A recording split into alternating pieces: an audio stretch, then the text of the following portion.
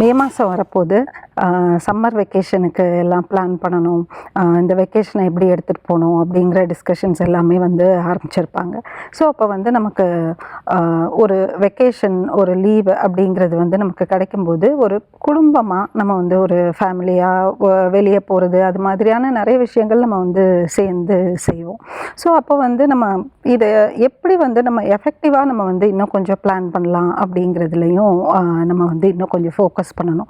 ஏன் அப்படின்னு சொன்னால், நிறைய இடங்களில் இந்த சம்மர் வெக்கேஷன் வந்து என்ன ஆயிடுதுன்னா, இன்னொரு சம்மர் கிளாஸ் அனுப்புறதுக்கான, இந்த சம்மர் கேம்ப்ஸுக்கு போகிறதுக்கான ஒரு டைமாக ஆயிடுது. ஏன் அதுக்கு முக்கியமான ரீசன் என்னென்னா, அவங்கள வந்து கொஞ்சம் எங்கேஜாக வச்சுக்கணும். ரொம்ப ஸ்மார்ட் ஃபோன் யூசேஜ் ஜாஸ்தி இருக்குது, ரொம்ப வந்து டிவி ஸ்க்ரீன் டைம் வந்து ரொம்ப அதிகமாகுது.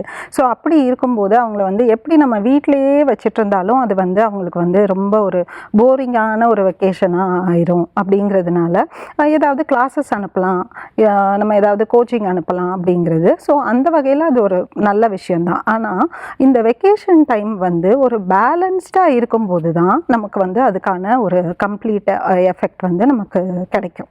ஸோ அப்போது எப்படி அந்த பேலன்ஸை வந்து நம்ம க்ரியேட் பண்ணுறது அப்படின்னு நம்ம வந்து பார்க்கும்போது, இதை நம்ம 3 விதமாக வந்து நம்ம பிரிச்சுக்கலாம்.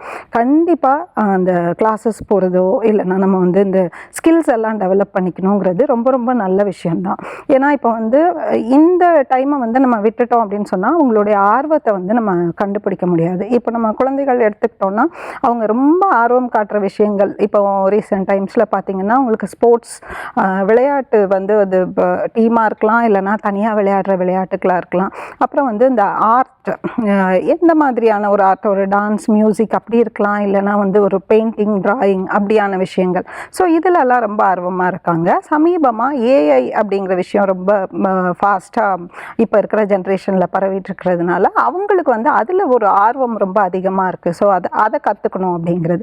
ஸோ இந்த மாதிரி விஷயங்கள் வந்து நமக்கு மற்ற நேரங்களில் வந்து அதுக்கான நேரம் வந்து ரொம்ப குறைவாக கிடைக்கிறதுனால கண்டிப்பாக இந்த டைமை யூஸ் பண்ணிக்கலாம் நம்மளுடைய வெக்கேஷன் டைமில். இது அவங்களுடைய ஸ்கில்ஸை நெக்ஸ்ட் லெவல் எடுத்துகிட்டு போகிறதுக்கு கண்டிப்பாக ஹெல்ப் பண்ணும்.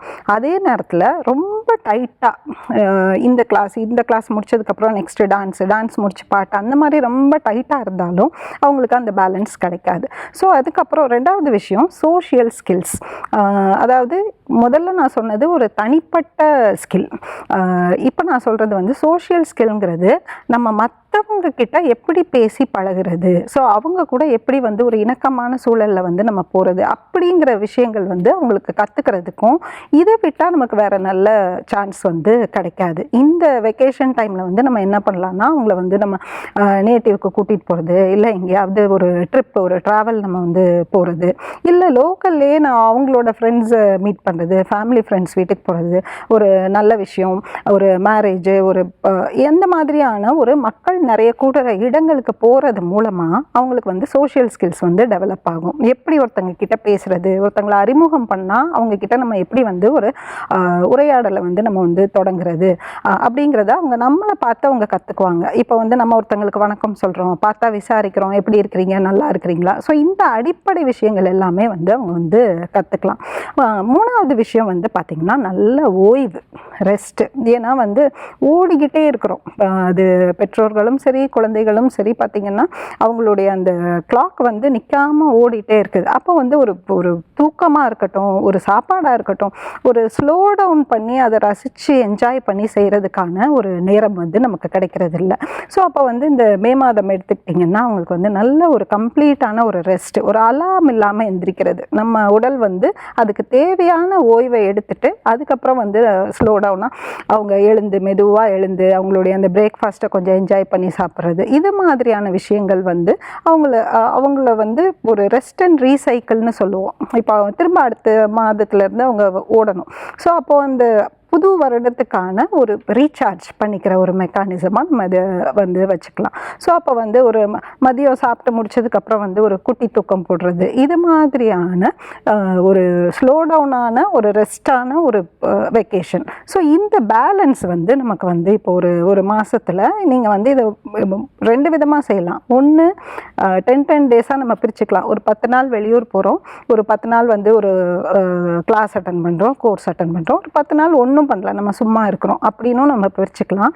இல்லைன்னா ஒரு நாளில் வந்து நான் காலையில் நான் வெளியூர்லாம் பெருசாக போகலை அப்படின்னா நான் காலையில் வந்து ஒரு வகுப்புக்கு போகிறேன், மத்தியானம் நான் சாப்பிட்டு ரெஸ்ட் எடுக்கிறேன், திரும்ப ஈவினிங்கில் வந்து ஒரு வாக் போகிறோம், இல்லைன்னா வெளியே போய் ஃப்ரெண்ட்ஸை மீட் பண்ணுறோம். இப்படியான பேலன்ஸும் வந்து நம்ம கொடுக்கலாம். ஸோ இப்படி வந்து நம்ம நம்மளோட ஒர்க்கை பிளான் பண்ணுற மாதிரியே நம்மளுடைய இந்த ரெஸ்ட் அண்ட் ரெக்ரியேஷன்னு சொல்லுவோம், அதாவது நம்மளுடைய ஓய்வு நேரம், நம்மளுடைய பொழுதுபோக்கு, இதையும் நம்ம வந்து பிளான் பண்ணும்போது நம்மளால் கம்ப்ளீட்டாக அதுக்குள்ளே போய் நம்ம அதை வந்து என்ஜாய் பண்ண முடியும். Happy vacation.